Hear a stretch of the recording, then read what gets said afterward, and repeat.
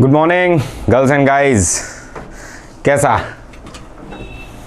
All well? At the end of the chapter गोबा जलसा।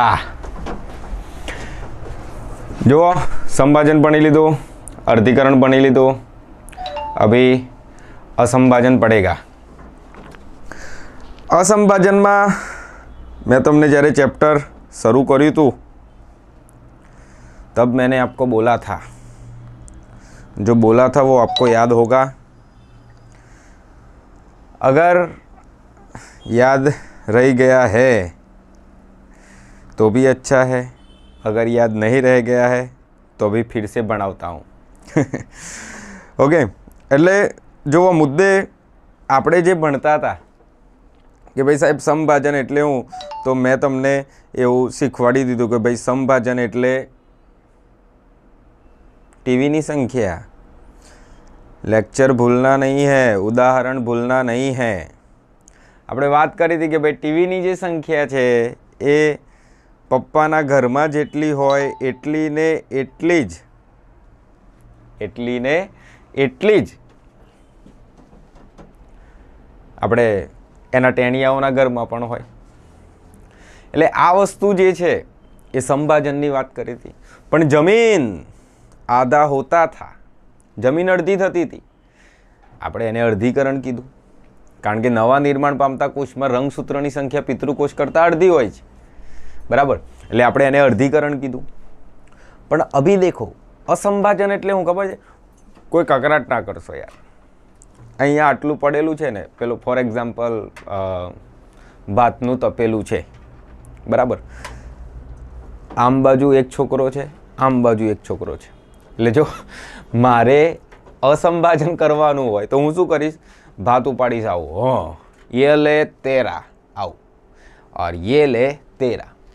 कशुं fix नहीं कि हरखे हरखुं ज जशे, कोई माथाकूट नहीं, कोई लमणा लेवाना नहीं। ये 13 और ये 13 एक्जेक्टली કંઈક આવું જ્યારે કોષ વિભાજન થાય ત્યારે એને આપણે નામ આપીએ છીએ અસંભાજન, બરાબર। કોઈ કકરાટ નહીં। અસંભાજન એટલે હું જુઓ સીધે સીધું જે કોષ આપેલો છે અને એ કોષનું જે કોષ કેન્દ્ર છે એ કોષ કેન્દ્ર પહેલા લાંબુ થાય, બરાબર। કોષ કેન્દ્ર પહેલા લાંબુ થઈ ગયું, બમ।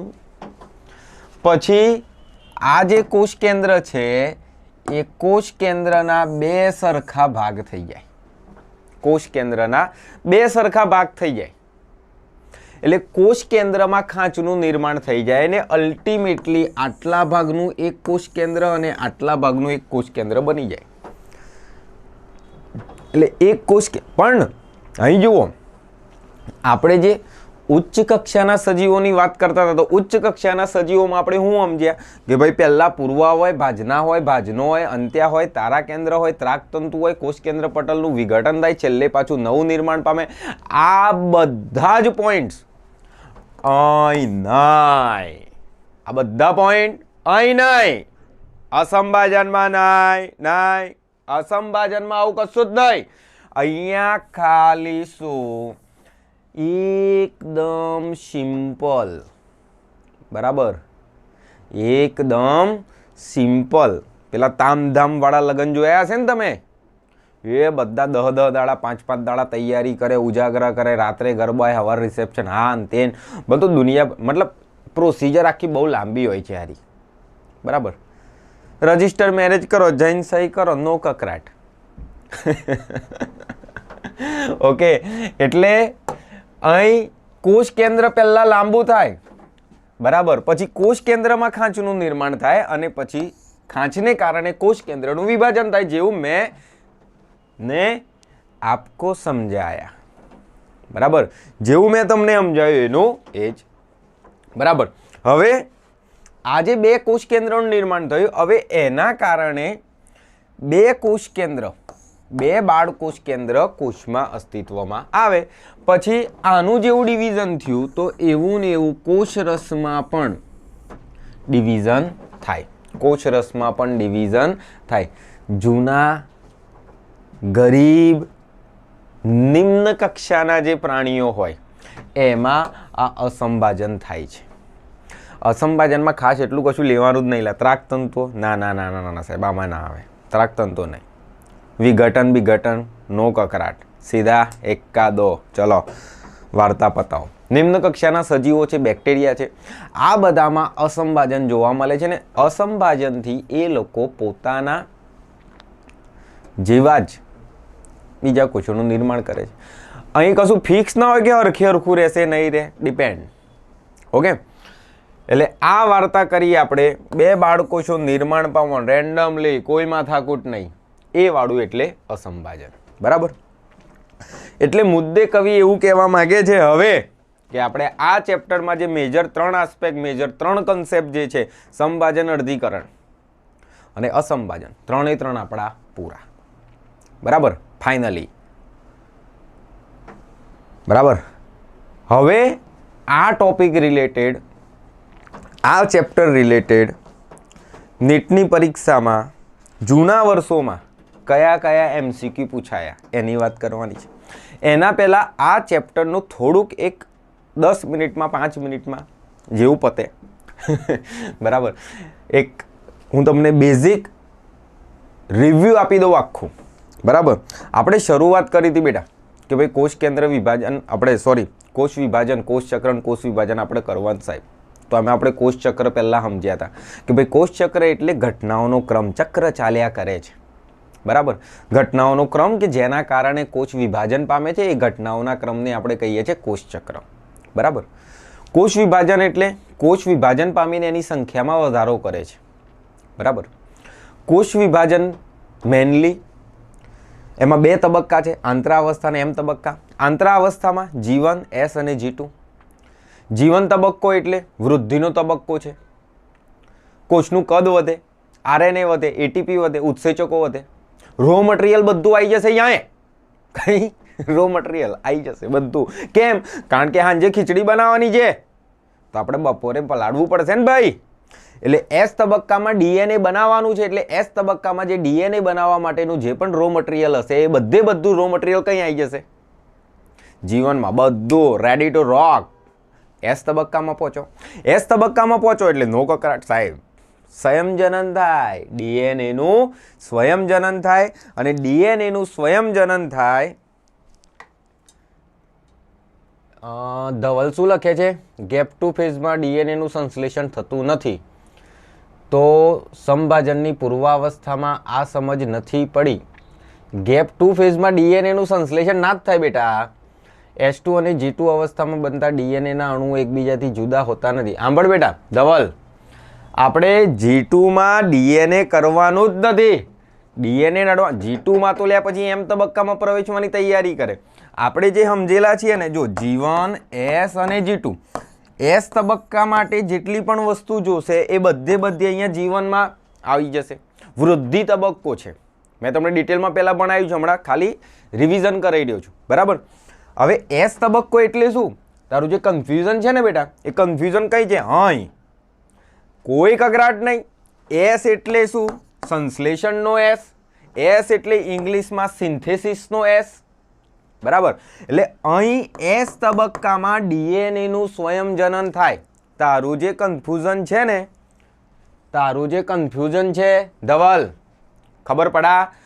કોઈ G2માં ક્યારે DNA નહીં, DNA કઈ G2માં લઈ જાય છે? ત્યાં નહીં લઈ જવાનું, એને અહીંયા રાખવાનું. S તબક્કામાં જ DNA નું સ્વયંજનન થાય. S તબક્કામાં થાય બેટા. ઓકે, S તબક્કામાં DNA નું સ્વયંજનન થાય એટલે કે શરૂઆતમાં જેટલું DNA હોય એનું ડબલ DNA S તબક્કામાં જાય. બરાબર.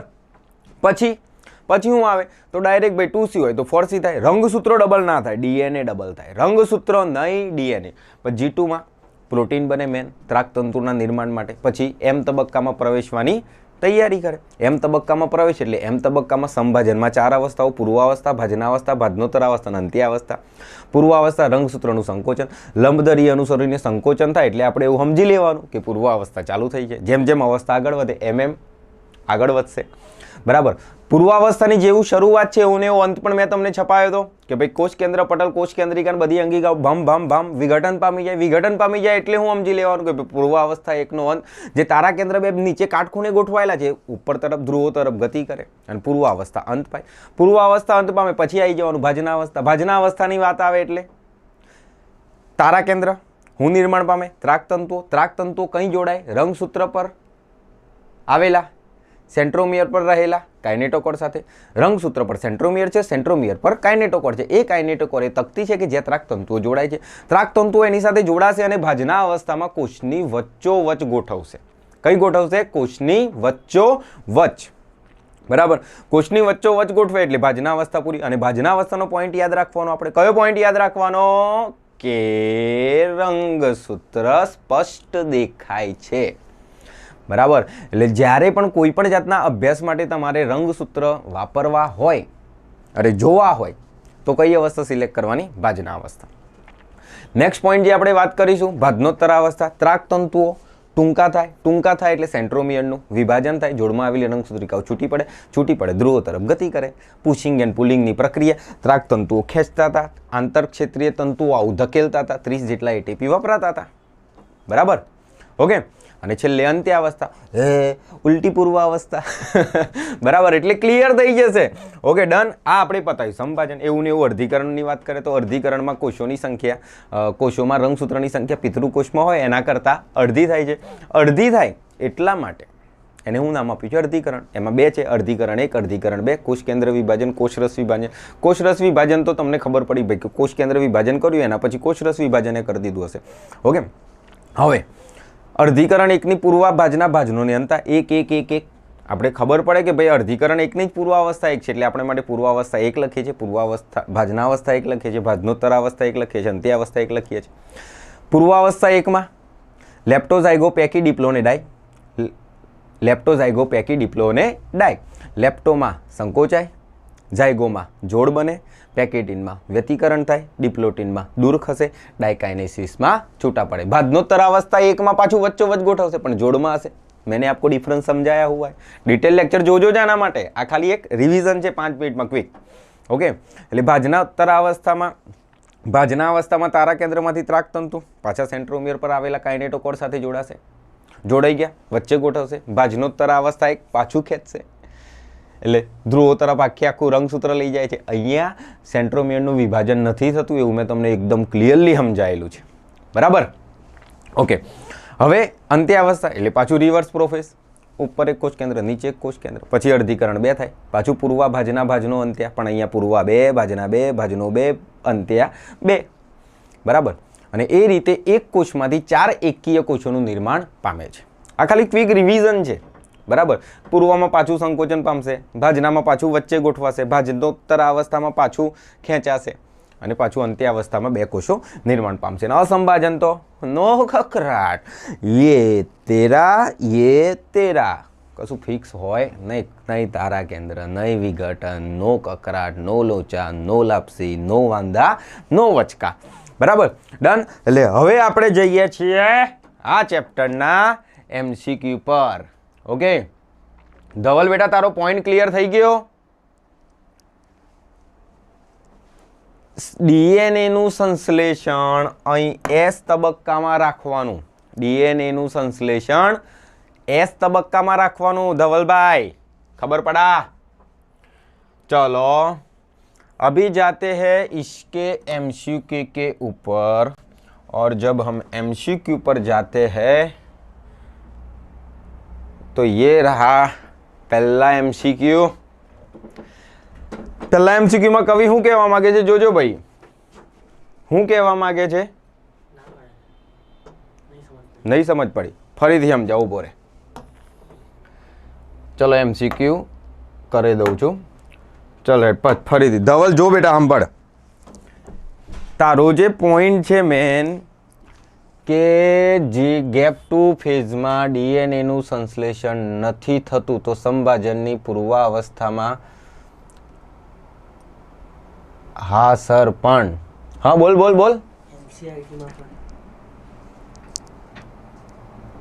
તને એક્ઝેક્ટ વાંધો કઈ છે?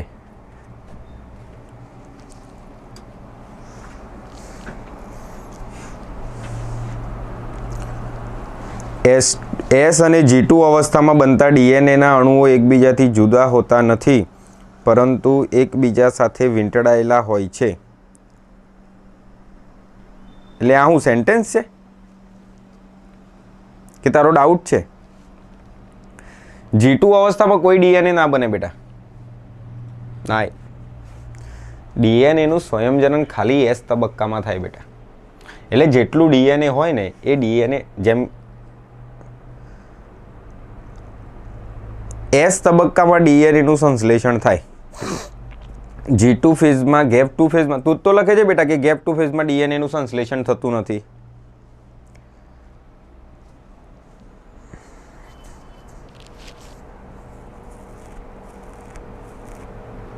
તો ગેપ 2 ફેઝમાં ડીએનએનું સંશ્લેષણ ના જ થાય બેટા, સાચી વાત છે.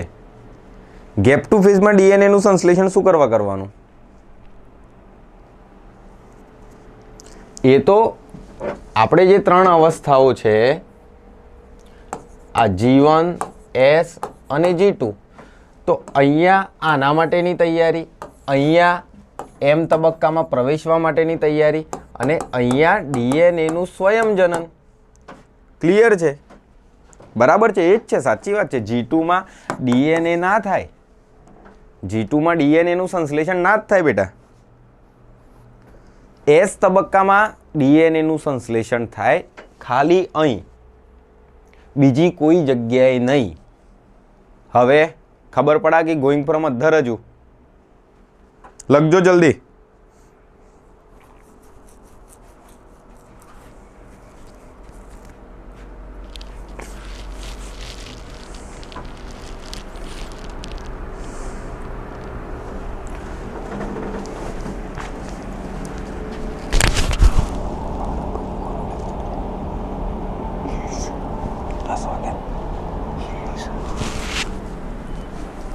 ડન. ઓકે, ચલો હેડો ગોબા પાડી. હવે એમસીક્યુ પર જઈએ ને. Okay, done, clear. ચલો જલસા. ચલો હવે પહેલો જે એમસીક્યુ છે, બરોબર, મને કમેન્ટ દેખાય, હું પણ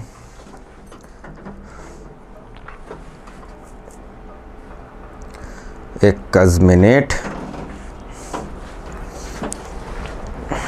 ચાલો હેડો, પહેલો એમસીક્યુ જુઓ, હેડો વાંચો અને વાંચીને સમજો, સમજીને જુઓ અને જોઈને પાછું સમજો. ધવલ હજુ કોઈ ડાઉટ હોય તો લખી દેજો બેટા, કરી દઈશું. લાવે રમકડા છે બધા, જોઈ લો. શું લખે છે? સંભાજન દરમિયાન એન્ડોપ્લાઝમિક રેટિક્યુલમ, અંતઃકોષ રસજાળ. એન્ડોપ્લાઝમ રેટિક્યુલમ એટલે શું? અંતઃકોષ રસજાળ અને કોષ કેન્દ્રિકા ક્યારે અદૃશ્ય થવા લાગે છે?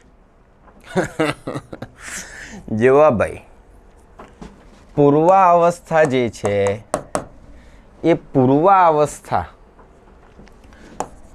નો અંત, પૂર્વાવસ્થાનો જે અંત છે એ અંત શેનાથી થાય છે? તો મેં તમને હમણાં જ કીધું કે ભાઈ જેવું શરૂઆત છે એવું અંત છે.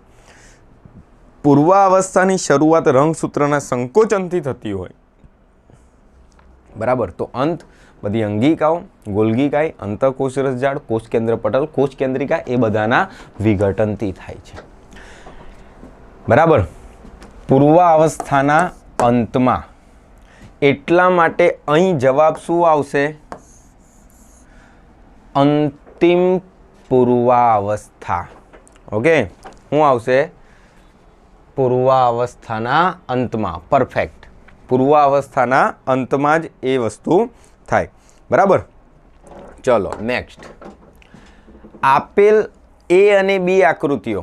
હવે એ અને બી વાળી આકૃતિઓમાં કેવું છે ખબર છે?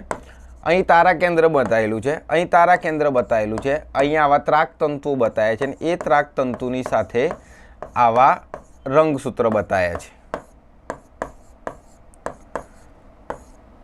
ઓકે, તો સ્વાભાવિક છે કે ત્રાકતંતુઓ ટૂંકા થાય એટલે કઈ અવસ્થા આવે બેટા? ચલો લખો, હેડો કમેન્ટમાં લખો. ત્રાકતંતુઓ ટૂંકા થાય એટલે કઈ અવસ્થા આવે? એક જ છે જિંદગીમાં.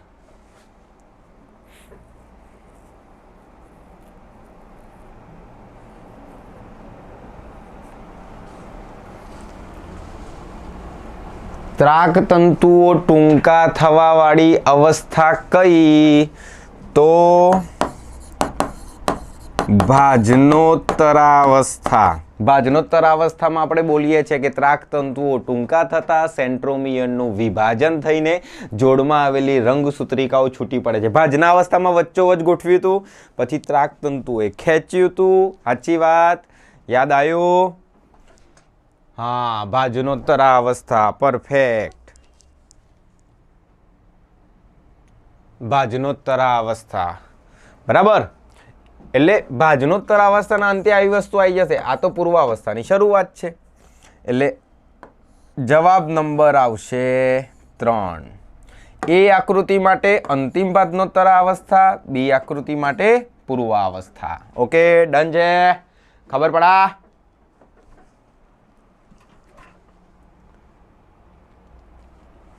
ઓકે, ચલો હેડો. Next question. નીચે એક આકૃતિ આપેલી છે. એ આકૃતિ કયા તબક્કાની છે? આવી કઈક આકૃતિ છે.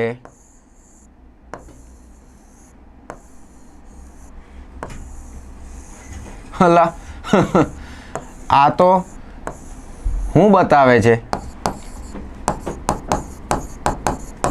વ્યતિકરણ કયા તબક્કો આવેલા? વ્યતિકરણ કયો તબક્કો આવે? બોલો. વ્યતિકરણ કયા તબક્કામાં આવેલા? હમણાં જ આપણે બોલ્યા લેપ્ટોઝાઇગોપેકીડિપ્લોડાય. બરાબર, લેપ્ટોઝાઇગોપેકીડિપ્લો અને ડાય. બરાબર, લેપ્ટોઝાઇગોપેકીડિપ્લો અને ડાય, આ વાળી અવસ્થાઓ આપેલી છે. એ જ અવસ્થામાંથી પ્રશ્ન છે. કયામાં થાય? લખ્યું ધવલે. યસ, વેરી સરસ. હું ભાવનગરનો ઠાકોર નહીં, બાકી 4 ગામડા આજે ધવલ તને હાલ દેતો. હવે જુઓ, અહીંયા વ્યતિકરણ. વ્યતિકરણ એટલે અલ્યા કોમન સેન્સ છે. લેપ્ટો એટલે સંકોચન, ઝાયગો એટલે જોડ બને, પેકીટીન વ્યતિકરણ થાય, ડિપ્લોટીનમાં દૂર ખસે, ડાયકાઇનેસિસમાં છૂટા પડે. બરાબર, આ સમજાયેલું છે તમને. એટલે અર્ધીકરણ દરમિયાન, અર્ધીકરણ એકની પૂર્વાવસ્થા દરમિયાન આ ઘટના થાય છે. એટલા માટે જવાબ આમાં કયો આવશે? અર્ધીકરણ દરમિયાન પૂર્વાવસ્થા એકમાં આ વ્યતિકરણની ઘટના થાય છે. ખબર પડા કે ગોઈંગ ફ્રોમ અધર?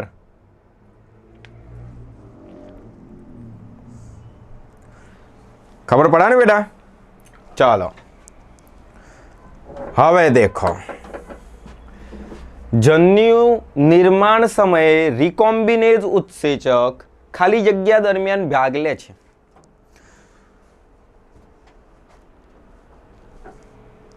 જન્યુઓનું નિર્માણ થાય.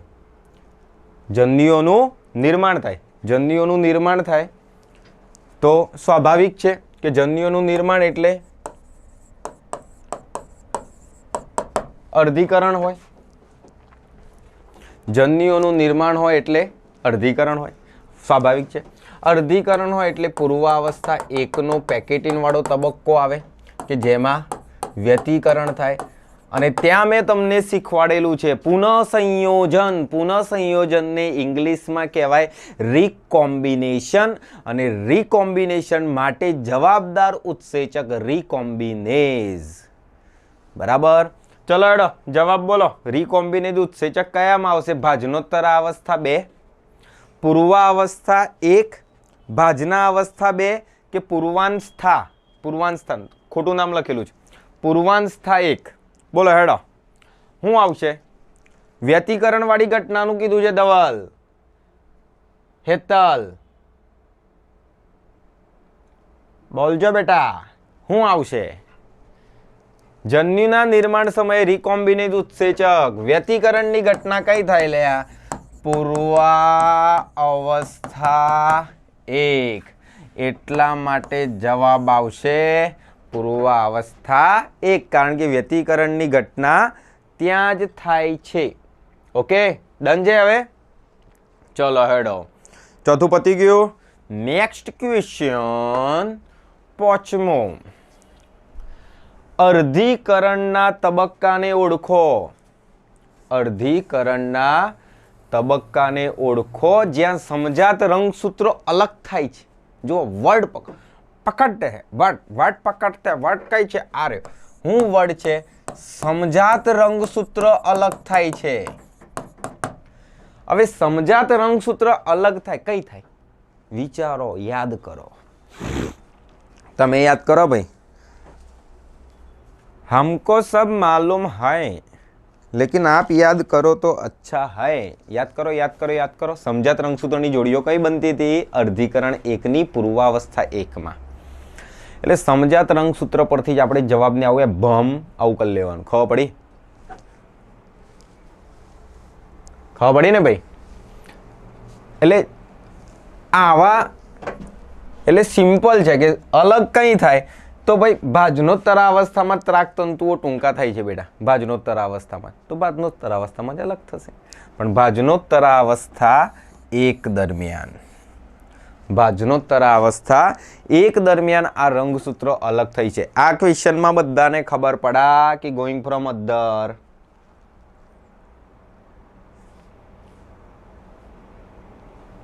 ખબર પડા ને? ચલો નેક્સ્ટ. Oh my goodness.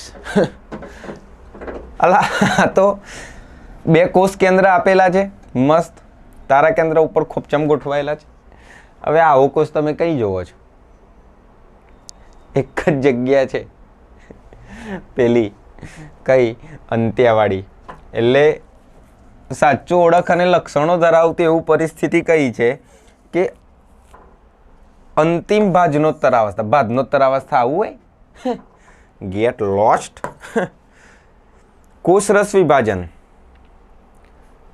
બે બાળકોષો વચ્ચે કણાભ સૂત્રની વહેંચણી.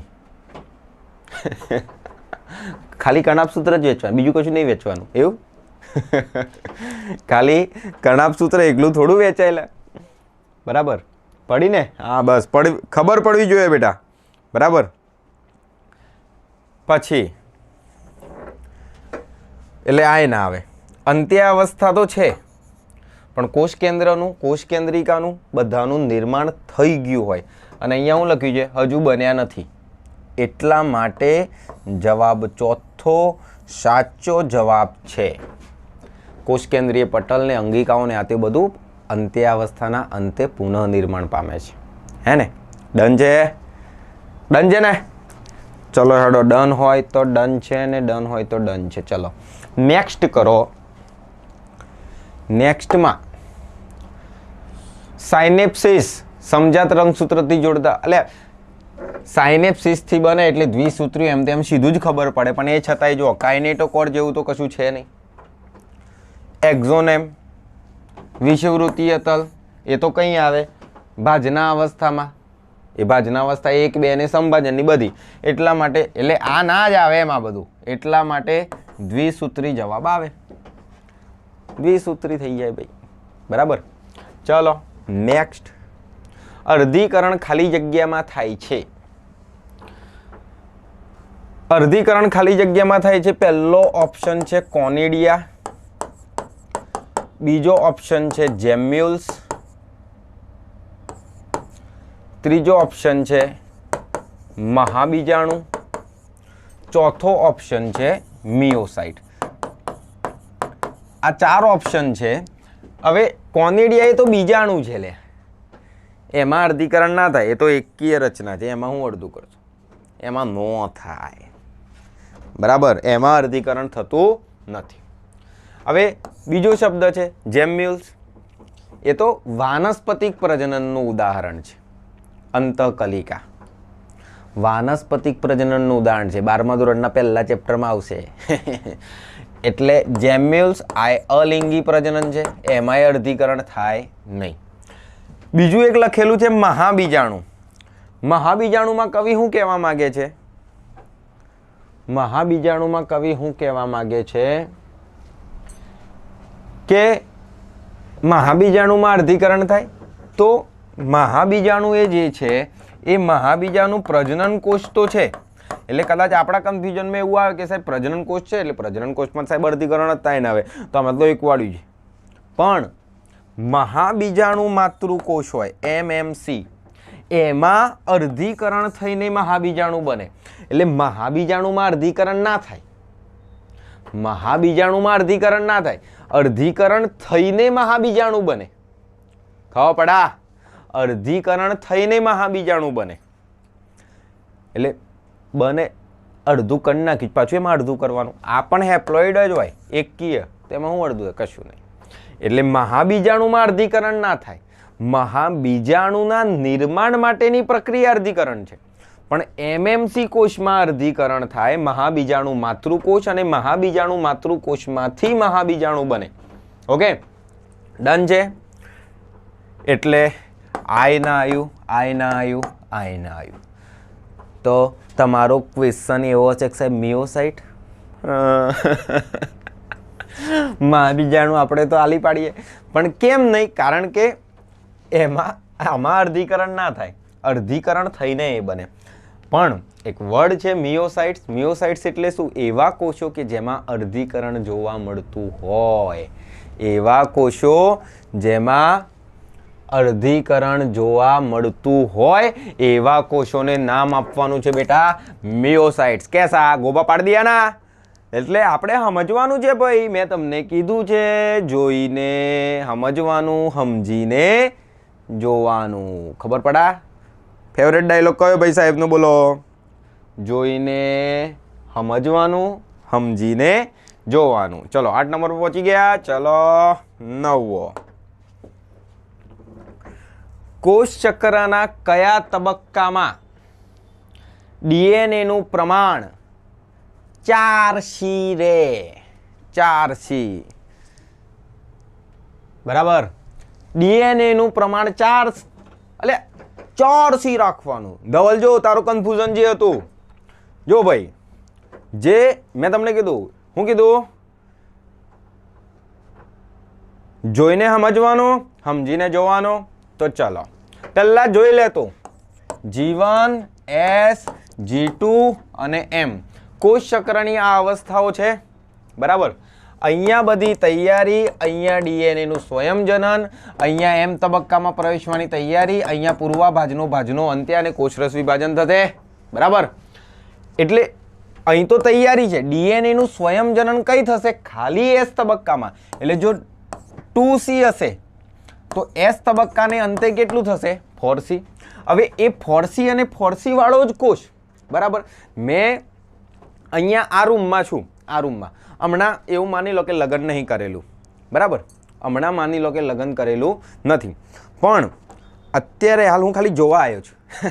હવે જોવા આવ્યો, આ બેન છે, આ બેટા અહીંયા. ઓકે ચલો, અમને એકબીજાને ગમી ગયા, અમે અહીંયા લગ્ન કરી લીધું. હવે મેં અહીંયાથી આ બાજુવાળા રૂમમાં જઈશ તો હું બદલાઈ જઈશ કે એવો ને એવો જ રહીશ? મારું તો લગ્ન થઈ ગયું ને ભાઈ. એટલે આ લગ્ન થઈ ગયું એટલે જેટલું અહીંયા હોય લગ્ન અહીંયા પણ રે બરાબર. એટલે 4C G2 માં તો રહેશે જ 1,00,000%. એમાં શંકાને કોઈ સ્થાન નથી બરાબર. પણ જો આપણે M તબક્કાની વાત કરીએ તો M તબક્કામાં તો બેટા ભાજનોત્તર અવસ્થાએ છે.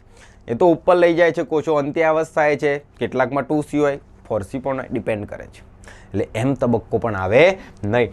એટલા માટે DNA નું પ્રમાણ 4C હોય એ S તબક્કાના અંતે, S તબક્કાના અંતે 4C હોય ને હોય જ બરાબર. એકદમ કચકડા જેવું, કોઈ કકરાટ નહીં. S તબક્કાના અંતે 4C હોય જ. જેટલું હોય એનું ડબલ. એટલે 2C હોય તો 4C, જેટલું હોય એનું ડબલ. 2C હોય તો 4C. પણ M તબક્કામાં ડિપેન્ડ કરે છે. M તબક્કામાં એવું કહી ના શકો તમે કે સાહેબ 4C આવું ના કહી શકો બરાબર. કારણ કે અંત્યાવસ્થામાં જશો તો રંગસૂત્રનું વિભાજન થઈ જાય છે, તો ઉપર 2C જતું રહે, નીચે 2C જતું રહે, ભાગ ના પાડ દે. એટલે M તબક્કામાં પણ આવે નહીં. એટલે જુઓ, જીવનમાં તો 4C હોય જ નહીં જિંદગીમાં. જીવન તો હજુ તૈયારી છે ભાઈ. હું છોકરી જોવા આવ્યો ત્યાં લગ્ન કરી નાખું, એટલે નો થાય. જીવનમાં તો તૈયારી થાય એટલે જીવનમાં લગ્નની તૈયારી થાય એવું નહીં, પરીક્ષાની તૈયારી કરજો પાછા, બરાબર. એટલે જુઓ, જીવન, जीवन એટલે એ તો ભૂલી જ જવાના. ये ऑप्शन तो जिंदगी माथी हमने हटा दिए है और हमने हटा दिए इसलिए यहाँ पे અને અહીંયા એમ તબક્કો લખેલો છે એટલે એમ તબક્કો જે છે એ એમ તબક્કામાં પણ ફારસી હશે નહીં. એટલે ખાલી એક જ તબક્કો રહ્યો કયો? G2 કે જેમાં ફારસી હોય એટલે સાચો જવાબ આવે ફારસી સ્તર G2 તબક્કામાં જળવાઈ રહે. સ્પેસિફિક સ્ટેજ જોવાનું, સ્પેસિફિક જગ્યા જોવાની કે ભાઈ આ વસ્તુ અહીંયા છે, બરાબર. ડન છે, ખબર પડા? ઓકે.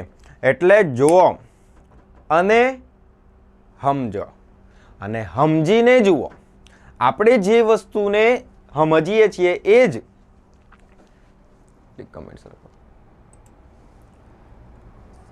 આપણે જે વસ્તુને સમજીએ છીએ એ વસ્તુને આપણે એપ્લાય કરવાની છે એમસીક્યુમાં. અને જે તે અવસ્થાને આવું મનમાં લઈને ફરવાનું, ઓ પૂર્વા, ઓ ભાજના, ઓ ભાજનોત્તરા, ઓ અંત્યા, આવું મગજમાં લઈને ફરશો ને તો જીવન G2 એમ. પૂર્વા ભાજનો ભાજનો અંત્યા, પૂર્વા ભાજના ભાજનો અંત્યા અને કોષ રસ વિભાજન. આખું સાયકલ તમારે માઇન્ડમાં હોવું જોઈએ, બરાબર. કશું લખવાનું નહીં, પૂછવાના નીટમાં. બધું તમારે કન્ટેન્ટ, કન્સેપ્ટ ક્લિયર કરવાના છે, બરાબર. અને કન્સેપ્ટ એવા ક્લિયર કરવાના કે આપણે ગોબા પાડી દઈએ, બરાબર. ડન, ખબર પડા? હવે આના જેવા જે થોડાક એમસીક્યુ બીજા જે છે એ આપણે કાલે આ ચેપ્ટરના લાસ્ટ લેક્ચર તરીકે પતાવીશું અને પછી આપણે ન્યૂ ચેપ્ટર ચાલુ કરીશું. ઓકે બેટા, પણ તમને જે કીધું છે કમેન્ટ્સ, લાઇક, શેર, સબસ્ક્રાઈબ, બરાબર. Phoenix institute and Mukesh Dadwani's Phoenix બંનેને ફટાફટ સબસ્ક્રાઈબ કરો, નોટિફિકેશન આવતા રહેશે. આખો કોર્સ આમ ભણાવીશું, જલસા કરીશું, મજા કરીશું, છપાઈ દઈશું. કંઈ પણ કન્સેપ્ટ નથી આવડતો કમેન્ટમાં લખો, સર આ વસ્તુ આ રીતે, આ વસ્તુ આવું કન્ફ્યુઝન છે, કન્ફ્યુઝન લખજો, અમારી પાસે સોલ્યુશન છે જ, બરાબર બેટા. ઓકે લેડો, તો મળતે હૈ ટુમોરો મોર્નિંગ.